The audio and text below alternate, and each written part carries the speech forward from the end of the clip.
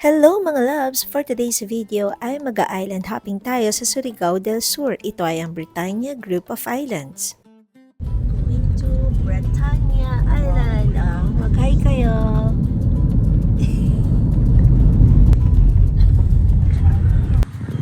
Dito tayo magkikita-kita sa mangrove.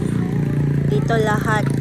Tapos magbabayad ka sa LGU ng San Agustin ng environmental fee. 100 pesos per person. But wait, there's more. Kapag palarong pambansa ka, kagaya nito, pakita ka na, siya ay 50%. Actually, lahat kami pala 50% kapag may palarong pambansa. Pero pag dun daw galing, wow, vlogger yan, pag dun daw galing sa venue, meron daw naka-assign na sasakyan, going here, libre sa environmental fee ang mga palarong pambansa. Pero syempre may sarili kasi kaming dalang sasakyan. So yun. Tara guys! Ngayon ay papunta dito. Britannia Boardwalk. Alam niyo ba that dapat it should be spelled B-R-I, Britannia, instead of B-R-E, pero nagkamali daw yung nagpa-register. If you decided to visit this place, I recommend Ma'am Mika. Ay, nalaglag. Kasi napakabait niya. Ito ang kanyang Facebook account. Mabait yan si Ma'am Mika. Nag-ask ako ng extra half kilo na hipon and talagang binigay niya. Ito nga palang kanyang pricing. Ate, first time mo mag-island hopping? Yes. Yay! Ayan! Sa wakas, maka-island hopping. Dito kami sa Surigao del Sur. Kinuha namin ni sarili namin yung bangka para hindi kami naghihintayan or nagmamadali. Ang ganda naman dito! Dito na tayo! Dahan-dahan. Basta balance lang ba? Balance lang.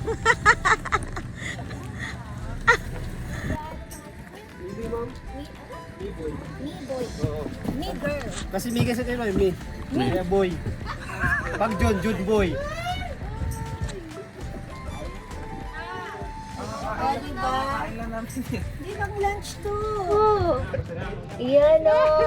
May extra hipon kami. 350 kasi matamo sa hipon.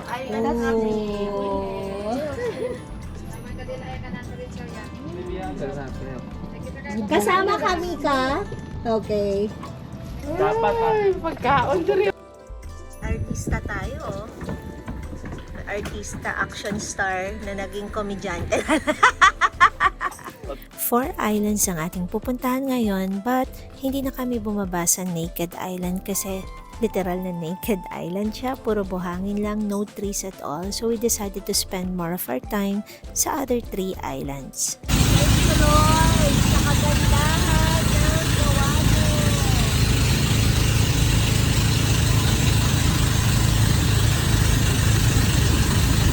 Super enjoy ang magkapatid at hanggang dito hindi maubos ang kanilang kwentuhan. First stop, Hagonoy Island. First stop, Hagonoy Island. Medyo mainit siya, besh. Parang napakakonti ng puno niya.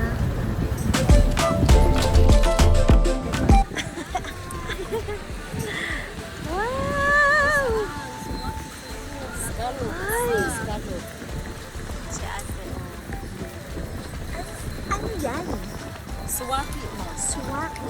Sige, yung asawa ko magtatalaba. Uy, bayas. Ito masarap. Lato. Dato, oo. Baby, ice. Oyster ma'am, talabang. Sige, sige. Video ko lang kayo. Yan ang mga tinda dito. Oo. Wow. Si Urchin din? Yes ma'am. Ang laki, no? Ayan ma'am. So, yun daw ang talaba, papa. Yan. Talaba din yun, te? Yes po. Ang weird na tsura ng talaba. Ito, searchin. Nalaman na. Grabe, ang laki yung kinain ni Angelica sa corona. Dito na ba kakainin? Pwede sir, ibalot natin pag hindi nyo naubos. Para sa bangka nyo nakainin. Yan? Yung po. Isang daan. 100. 100 Isang plato. Yes po. 100 lang. 100 lang yung oyster natin. Talaba? Yung ano yung talaba? Ah, sige, ayan na. Pero buksan na ni mo ad. Oo. Ano kasi Kay sir lang yan. Naghahanap ng talaba.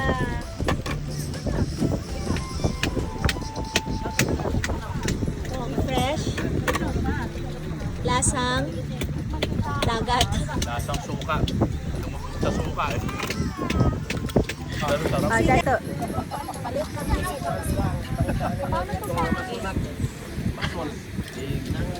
Kunin mo ng ano yan. Ngipin mo, i-grind mo gano'n. Yan, kunin mo yung yan. Sarap. Maasim. Puro suka eh. Ano? Sarap. Fresh na fresh. Sige nga. Iwan mo na dito. Kapa mo na yan.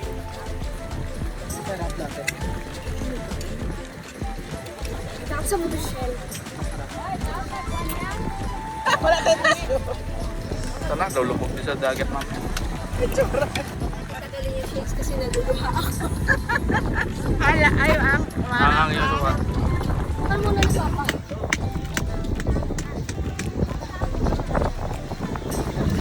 Oh, sarap po. Nanak, pag may matigas iba. Dura mo.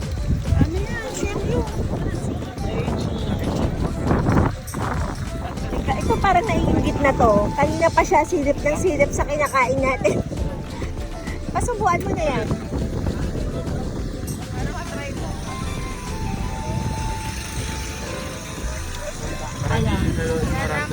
Sige. Ako nga din. Subuan mo din ako.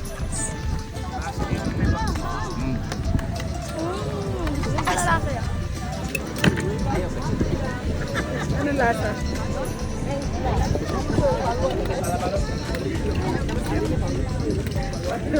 Masarap yun talaga.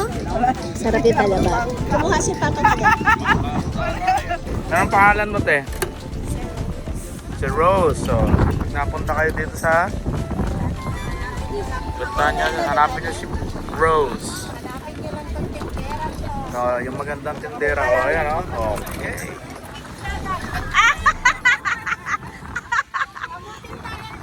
Kamuting dagat. Ito, saging na. Ng dagat din.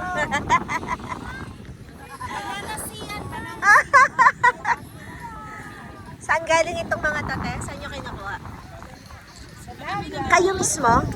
Kayo mismo? Asawa mo, ikaw magtitinda, okay? Sibuyas. Tapos luya. Tapos sili. Okay na yun? Yung Bombay ba na sibuyas, pwedeng utangin. Minsan talagang makakaroon ka ng kausap na kulang-kulang eh. Uy, ano yan? Imong giulam ko. Oh, ano kinakain mo? Ay, yung parang ano? Luto na yung shell. Yan ito din yan. Parang iba? Yan, iba yan. Sa atin ano yan? Yung ano yung hinihigop? Sa atin, ano to? Kaag. Sa ano ang tawag? Sa ganyan. Alam ko to, yung niluluto ng gata. Ay ano? Pero ibang itsura. Black lang yun. Parang sa ilog lang yun eh. Ano tag doon? Sarap na. Arusip. Ito ang na-enjoy ko sa island hopping na ito na hindi ko na-experience sa Boracay, sa Coron, or sa Honda Bay ng Palawan. First time ko ma-experience yung ganito dahil hindi talaga ako kumakain ng mga talaba, sea urchins, pero malakas sa loob kong tikman kasi alam kong fresh and lasang-lasa talaga na fresh siya. Ang sea urchin hindi ganyan. Mahahaba ang tusok niyan. Na ano na yan, natanggal na. Mga yung binibenta na. Ang sea urchin, pag nakita mo siya sa dagat, sobrang haba ng mga ganun yan. Tusok-tusok pa dyan.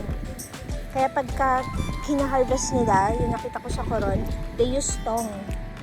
Kasi you can pick it in your own hands talaga.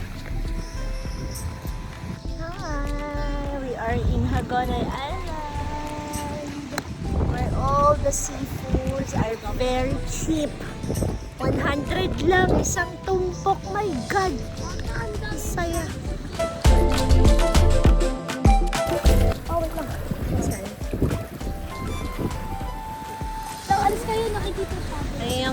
Shokoy. Sinusundan ng sirena. Ang gaganda ng mga pictures namin dito mga loves. Tara mga loves, puntahan natin ang pangalawang isla sa island hopping na to. Second stop, Boston Island. Yung feeling Amerikano, Boston daw. Gusto mo magpayong? Dagat payong. Tinatanong ko gusto ko magpayong. Doon niya to. Loka. Sa dagat, magpapayong tayo. Bakit? Turista ka, Rox. Ang sarap ng tubig. Ano lasa? Masabi? Ay, maalat. Masarap yung alam. Ang ganda dito. Doon ako dumaan. Ano klaseng pa? Ito yung mga stalagmites. Meron tayong vlogger. Ayun. Ito vlogger yan. Wow. Isa na nakawala, oh.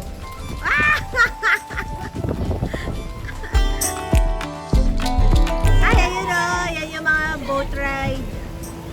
If mahilig kayo sa water activities, maraming boat rides dito mga loves.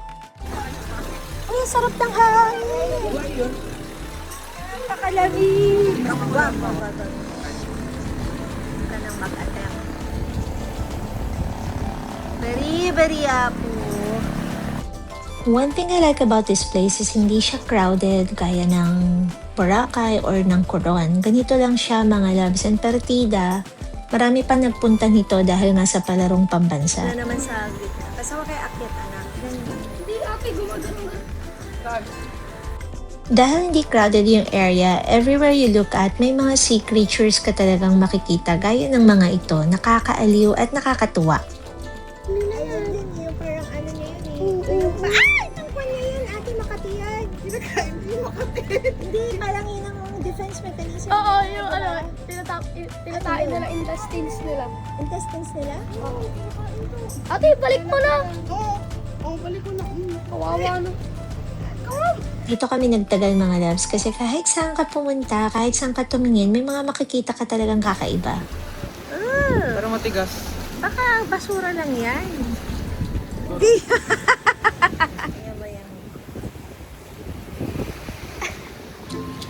Wow, ano yan? Anong papakulo yan?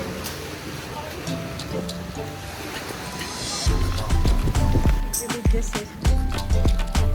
Saan tayo mag-video?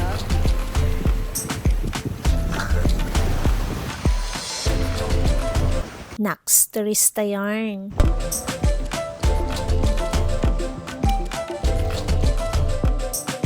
Dahil low tide, pwede ka mag-cross sa next island just by walking. Dito sa Boslon, maraming islands mga loves. I got this feeling like it's starting now, starting now. I feel adventurous with you. And there is nothing that can hold us back, hold us back. We can do what we wanna do. 'Cause we got all the time in the world, for better or worse. We should stay together. So let's stay young and in love. We should focus on us forever. Yeah, baby, if you feel like I do, across the ocean, baby, what you say? We can leave today. Anywhere we'll go, we'll be alright.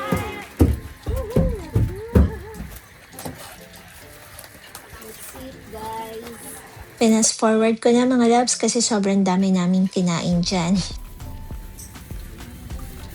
Gamit ang sukang sinawa.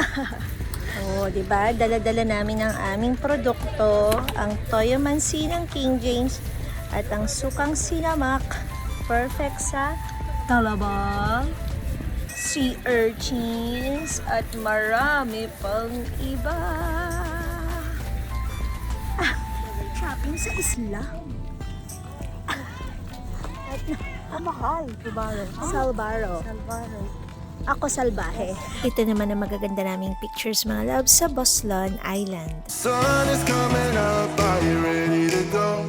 We can take a ride, we can take it slow. Your will is my law, I'ma let you be the boss. Hiyoran Island. According kay Jojit ay, ano? Hilod-hilodan. Ano? Hilod-hilodan. So maraming libag dito guys. Puro hilod ang nangyari. Dito tayo sa third and last na island, ang Hiyor-Hiyoran Island, at may mga water activities siya. Yan ang mga price. No vendors allowed, pero eto siya guys. Si ate may halo-halo. Halo-halo? Magkano? Sige. Gusto mo? Isa. Ako lang. Ayaw nila. Halo-halo tayo. Ang init ng tubig. Oh, dito ka, lumusot ka dito.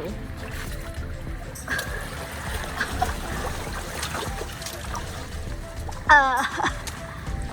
Oh, may palalim din to.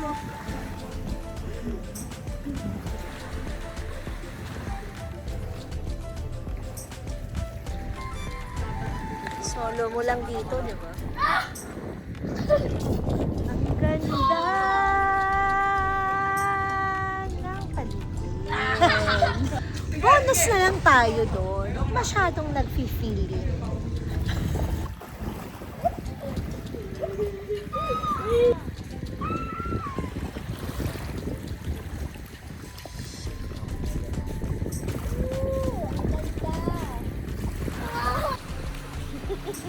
Kamukha mo naman, smile ka nga din ng ganyan.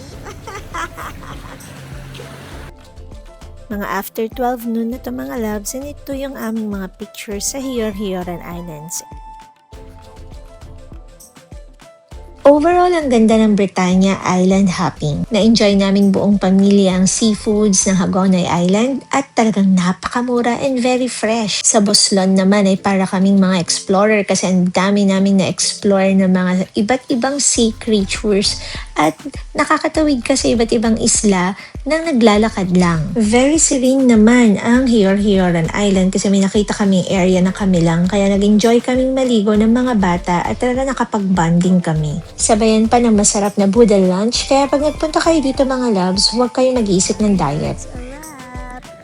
So if you're coming from Manila, ang destination na airport mo dapat ay ang Butuan. And from Butuan Airport ay may 2 hours and 15 minutes going to San Agustin where Britannia is located. That's all mga loves. Thanks for watching. Check out my other videos for more travel vlogs. Don't forget to like, subscribe, and hit that notification bell. Love you!